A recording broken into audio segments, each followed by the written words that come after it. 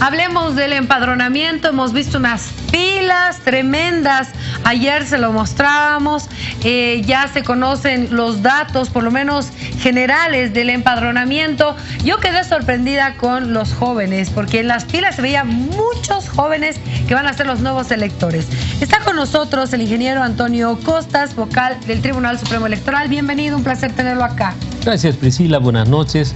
Un placer estar acá en Todo a Pulmón. Es un gusto. Con todos los datos que se han conocido esta mañana en la conferencia de prensa. Felices porque definitivamente ha sido un proceso muy intenso y claro, con esas dificultades de los 3 últimos días en los cuales hemos tenido una verdadera avalancha, sobre todo de jóvenes. Estamos contentos.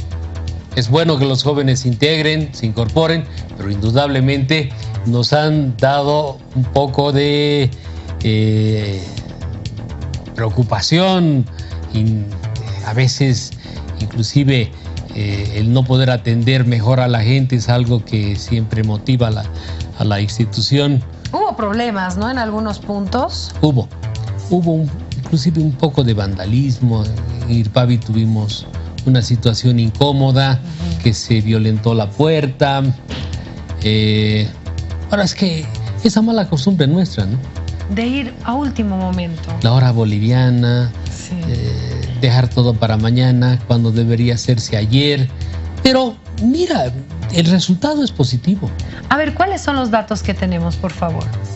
Tenemos un número total de 410.037 registros, de los cuales 196.723 son nuevos registros y 213.314 son cambios de domicilio. Ya. A la proyección que habíamos hecho, que eran 180.000.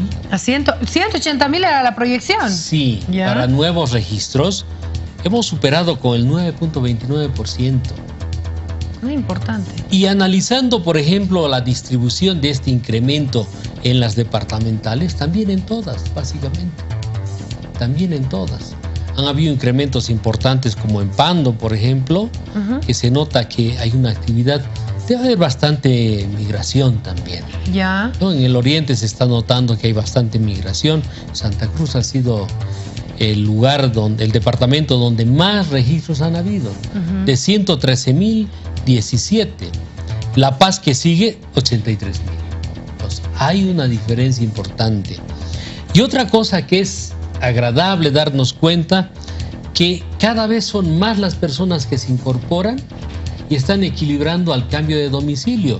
El 47.97% representa el cambio de los nuevos registros y el 52% los cambios de domicilio. Estamos equilibrando. Quiere decir que está habiendo estos procesos de registro que hemos tenido intermedios han colaborado bastante para actualizar el domicilio, porque a veces esas brechas que teníamos tan grandes entre periodo de registro y periodo de registro hacía que el cambio de domicilio también sean. Esto demuestra entonces que ha sido un buen mecanismo para que la gente aproveche siempre de tener al día sus cambios de domicilios, cambios de este tipo de cosas. Sí, el trabajo que se ha hecho anteriormente, claro, con los referendos y con esa actualización que hacemos del que siempre padrón, era más. Que siempre era más, era mucho más, ¿no? Ahora, ¿qué es lo que estamos viendo, sin embargo? ¿Cuál es la observación? Yo creo que los registros masivos están entrando en crisis. ¿Por qué? Porque vemos que no se cambia la actitud y los últimos días son los únicos que se utilizan verdaderamente. Entonces, vamos a tener que hacer un trabajo y fortalecer mucho el registro permanente. Ya. Ese registro permanente que lo vamos a tener que hacer también en coordinación con los municipios, en coordinación con las universidades y también en coordinación con los colegios. Ese nuevo paradigma para que se cumpla lo que indica la ley. La ley indica que el CERESI es la institución que está autorizada por ley para crear el registro biométrico de las personas naturales. Que no solamente es el registro biométrico para votar. No. No, eso es bien importante porque la gente piensa que el registro biométrico es solo para votar y no funciona así. Y en realidad ahora ya no funciona así. es la base más bien del nuevo registro civil que va a permitir tanto se incorporen niños con la participación y la verificación biométrica de los papás, los jóvenes se puedan casar haciendo verificación biométrica. Todo este proceso de intercambio, de emisión de documentos va a ser con verificación biométrica y eso va a permitir también que, por ejemplo, los domicilios se actualicen de manera permanente, los datos del padrón se actualicen permanente. Y el otro reto que hemos visto, y claro, el trabajo de ustedes ha sido tan ilustrativo, los jóvenes no ven los medios convencionales. Los jóvenes están en las redes, Internet, Facebook, Twitter. Exactamente. Y ahí el órgano tiene que aprender más. Pese a que tenemos nuestras propias redes, vemos que todavía estamos en pañales. Entonces vamos a tener que trabajar mucho más porque el segmento que sigue creciendo en incorporación al padrón son los jóvenes. Sí, eso es lo que hemos visto y hacíamos referencia justamente a eso.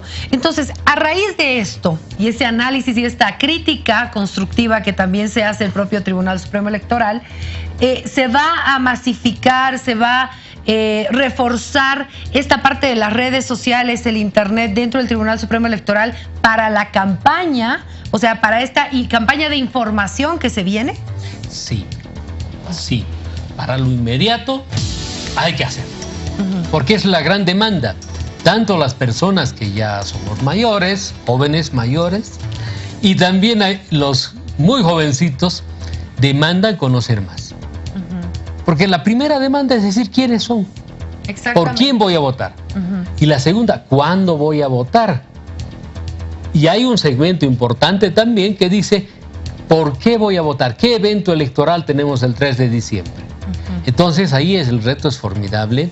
No se puede hacer campaña en general, pero hay que hacer una difusión de méritos muy abierta, en el que se plantee inclusive ese intercambio entre las personas.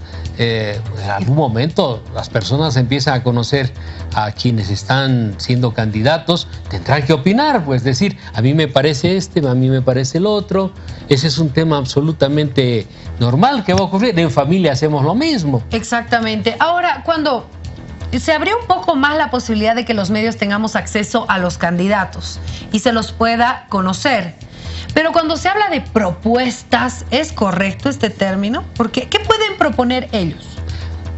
Hay un componente que es innovador y que dice cuál es la visión de este candidato y cuál sería, no su propuesta, porque difícilmente en una entrevista uno puede hacer una propuesta formal, ¿no ven? Es que no deberían, Vocal, porque ellos no pueden proponer nada, ellos tienen que cumplir la ley. No tanto.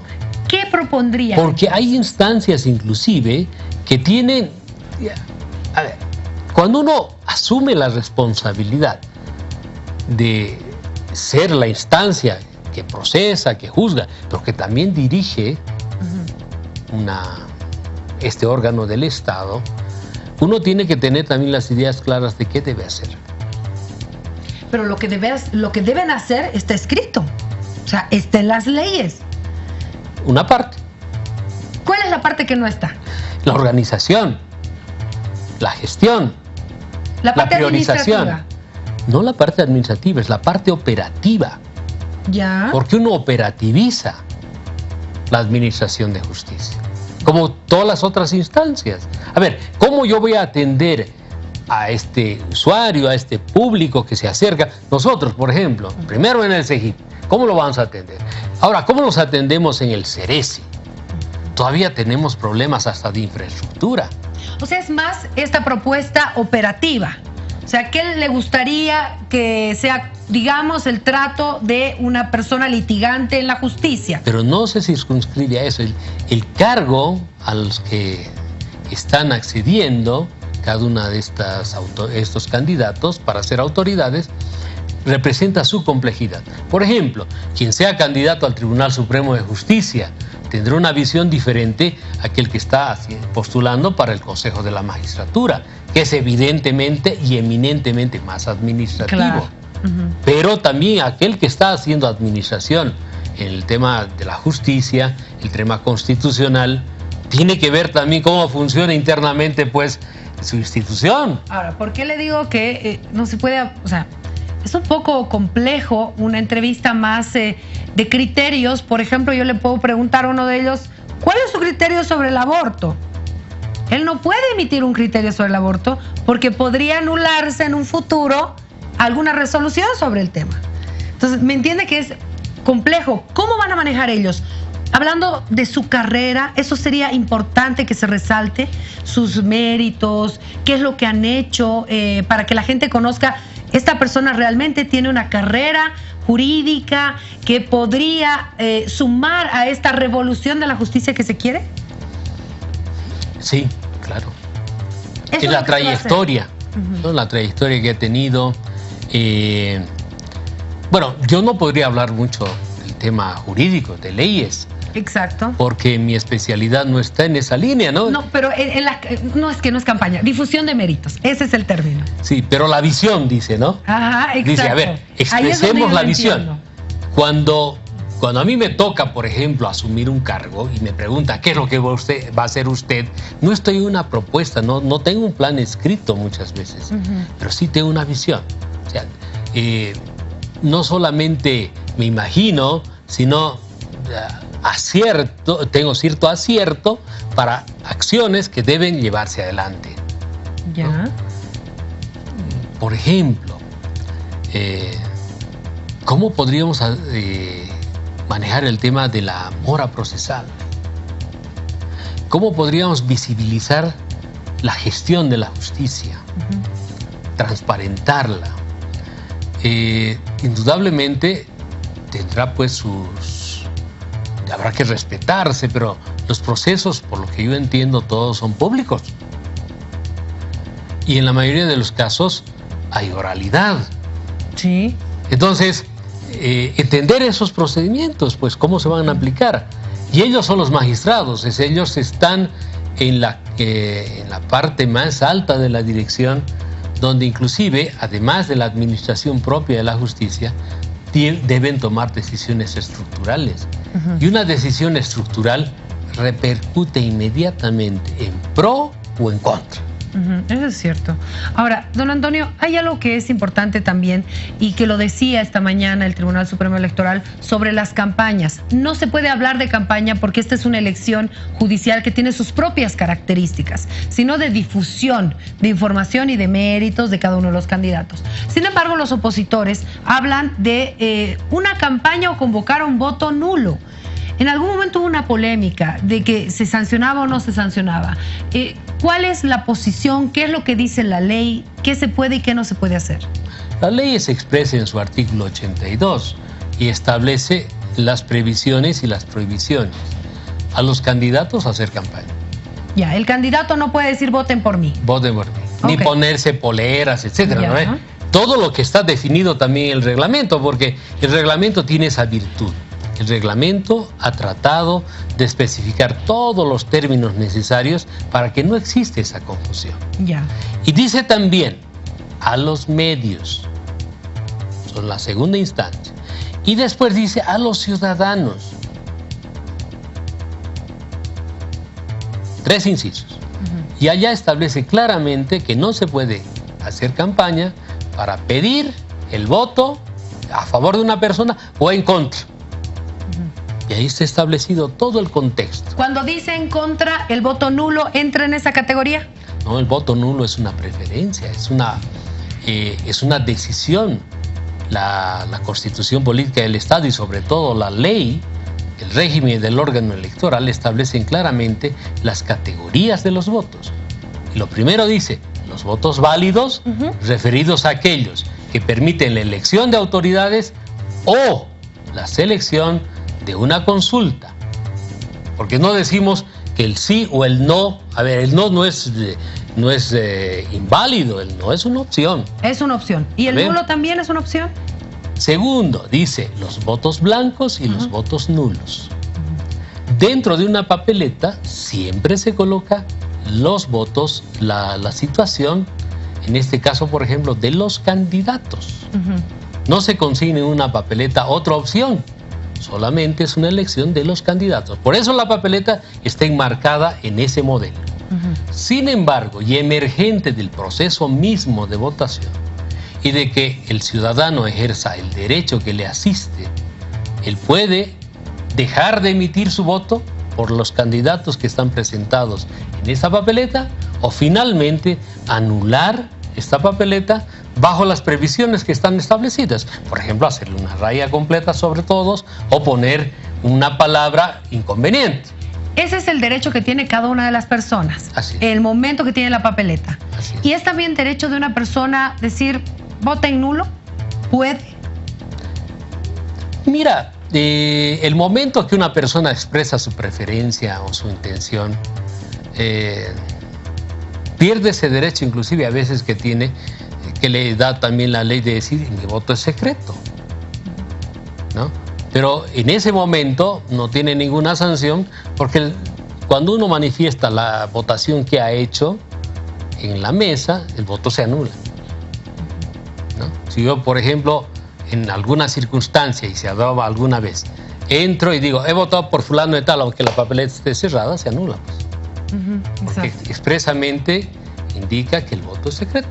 Pero en la previa, entonces, para que quede clara para la población, porque había justamente preguntas sobre el tema y decía, si yo quiero decir voten nulo, y lo puede hacer un ciudadano común o puede hacerlo un político, no hay sanción para eso. El ciudadano tiene derecho a decir yo voy a votar nulo, porque es su derecho. Ya. ¿No ve?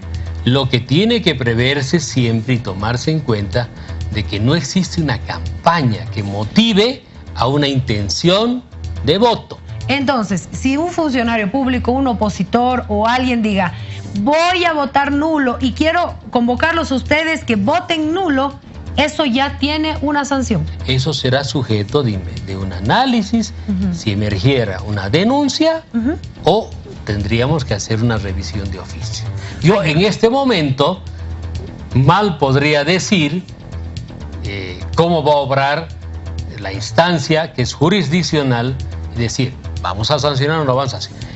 Analizaremos el caso y estableceremos si se ha incurrido en una de las previsiones de la ley, que es básicamente no hacer campaña. Bueno, empieza entonces una nueva etapa, la difusión.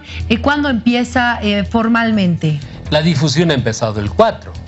Ya hasta la publicación, ¿sabes? Ya hasta la publicación. Pero ya en medios, algo más fuerte ya para la población en general. El 19 de octubre. El 19 de octubre el órgano electoral, a través de la contratación de espacios, tanto televisivos, de radio, de la prensa escrita. ¿Y redes?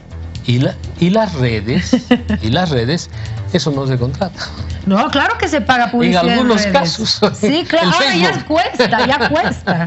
Sí, el Facebook se paga. Sí. Entonces, sí, va a empezar objetivamente y de manera concreta referido a los candidatos la difusión de sus méritos. Previamente, el órgano electoral también va a hacer un recordatorio y una explicación de qué instancias del órgano judicial y del Tribunal Constitucional se está eligiendo, qué función cumplen, qué alcance tienen, los aspectos más relevantes, de tal manera que el ciudadano además diga, a ver, este ciudadano que se está postulando como candidato al Tribunal Constitucional va a ir a ocupar esta instancia del Estado, cuya función es esta.